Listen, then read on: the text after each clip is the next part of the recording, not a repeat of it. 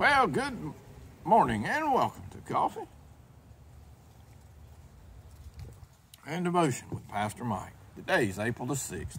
Empty yourself. Let this mind be in you, which was also in Christ Jesus. Philippians 2:5. Theologians talk about the doctrine of Kosis when discussing Paul's description of Jesus in Philippians 2. Kosis comes from the Greek word konos, which means empty. The verb form of that word, to empty, occurs in Philippians 2:7. Christ made himself of no reputation or emptied himself. Emptied himself of what and why? Paul begins this consideration of Christ by admonishing us to have in ourselves the attitude of Christ.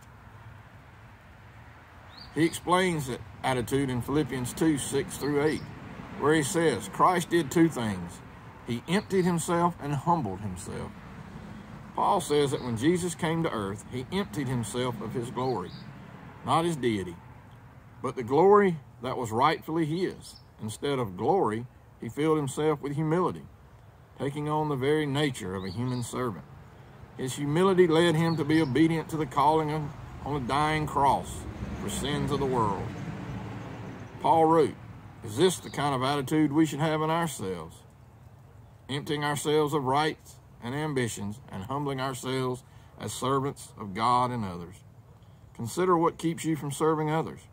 Ask God to help you empty yourselves of that attitude and embrace Christ's attitude of humility and service instead.